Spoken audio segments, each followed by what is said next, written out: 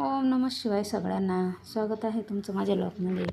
तर चला आज फायनली लाडू बनवायला घेतले, तर म्हणलं तुम्हाला दाखवूया.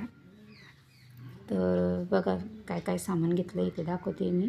तर इथं आहे पीठ गव्हाचं. हे मम्मीनेच पाठवलं आहे बरं का गावाहून. आणि गहू शेकून दळून आणलेलं आहे, जाडसर असं पीठ आहे.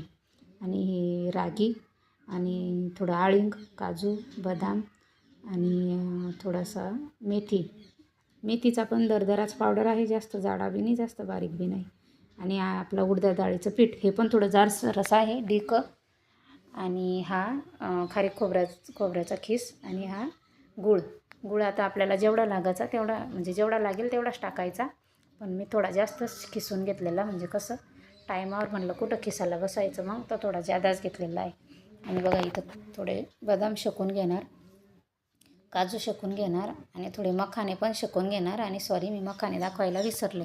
कसं मखाण्यामध्ये खूप कॅल्शियम असतं, तर म्हणलं थोडेसे टाकूनच देऊया, घरामध्ये होतेच आणि खायला पाहिजेच मखाने. कसं कॅल्शियम असतं याच्यामध्ये भरपूर, तर मग मखानेसुद्धा टाकून देणार. आणि हे बघा, हे असं मी शेकून घेतलं आहे. आता याला साईडमध्ये ठेवून देते थंड होण्यासाठी. आणि ती रागी पण मी शेकून घेतली आहे थोडीशी, कारण की याची आपल्याला पावडर बनवायची आहे थोडी जाडसर. आणि मग चला ती थंड होईपर्यंत डिंग तळून घेऊया. आणि डिंगाला मी एकदम कमी गॅसवर तळून घेतलं आहे. तेल थोडं तपून घेतलं आहे आणि गॅस कमी करून दिला एकदम, म्हणजे कसा तो एकदम असा लायावानी फुटतो मग. आणि बघा इथं मिक्सरमध्ये पूर्ण मी काढून घेतलं आहे. आता आपलं उडदाच्या डाळीचं पीठ शेकून घेऊया. उडदाच्या डाळीचं पीठ असं शेकून घेतलं की कसं लाडू एकदम चविष्ट लागतो खायला.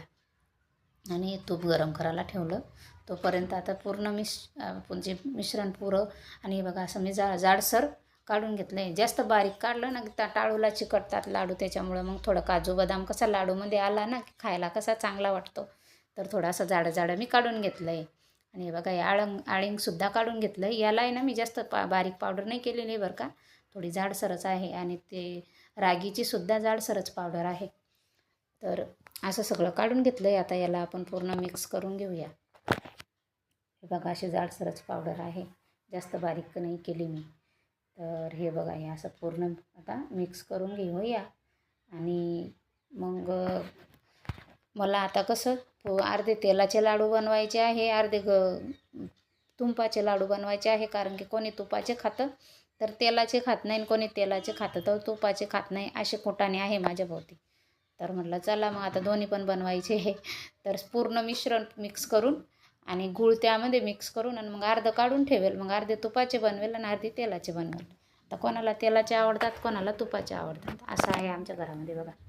म्हणजे असं गूळ त्याच्यामध्ये टाकून आणि पूर्ण हाताने मिक्स करून घेणार मी, पूर्ण एकजीव करून घेणार.